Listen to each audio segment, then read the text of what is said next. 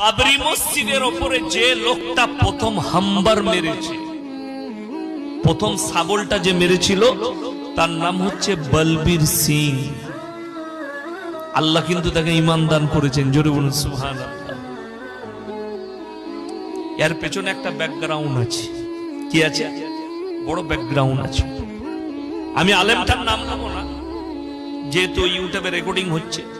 উত্তরপ্রদেশী একজন আলেম, আল্লাহ তিনার মেহনতকে কবুল করুক, বলুন আমিন। তিনি জেলও গেছেন। এখন আমি যদি প্রকাশ করি আপনাদের কাছে, আমার কাছে কতগুলো অমুসলিম ভাই ইসলাম কবুল করেছে, তো আমার নামে কেস ঠুকবে, কি তাই না? আমাদের দেশে নাম দিয়েছে কিছু ভাই, এটা লাভ জিহাদ, এই আপনার ধর্ম পরিবর্তন। তো দেখুন, আমি বলবো না যে আমি কতজন আমার কাছে ইসলাম কবুল করেছে, ওটা আল্লাহ জানে আর আমি জানি।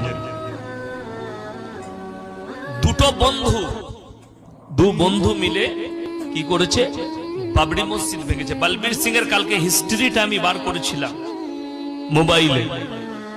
তো তার বাবা তাকে নিষেধ করেছিল, দেখ আল্লাহর ঘর, আমি অনেক হিস্ট্রি পড়েছি। বলবীর সিং এর বাবা, মসজিদ ভাঙতে যাবি না বা, তো এদের দলে যাস না। ছেলে কিন্তু আরএসএস এর দলে নাম লেখায়। তার বাবা বুঝায়, বলবীর সিং এর বাবা, যে এরা খুব উগ্রপন্থী, এই দলে যাবি না, তোর পরে ক্ষতি হবে। কিন্তু বেটা তখন ডুবে গেছে কিসে? তাদের বিদ্বেষমূলক বয়ানে, বক্তব্যই ডুবে গেছে।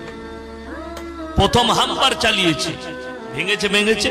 তার একজন বন্ধুর নামটা আমি যদিও ভুলে যাচ্ছি, কালকে শুনলাম, পাশাপাশি বাড়ি, সে দুটো ইট এনেছে। কি? বাবরি মসজিদের ইট, ভাঙা ইট, ভাঙার পরে যে ইট বেরোয় সেই ইট এনেছে। তো এই বলবীর সিং জিজ্ঞেস করছে, কিসের জন্য এনেছিস? বলে ইট গুলোতে প্রত্যেক দিন সকাল সন্ধ্যা একবার করে পেশাব। জোরে বলুন নাউজুবিল্লাহ।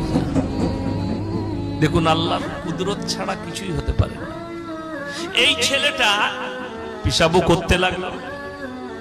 তো বলবীর সিং এর বাবা বাবরি মসজিদ ভাঙার পরে বললে, বাপ তোকে আমি আর বাড়িতে ঢুকতে দেবো না।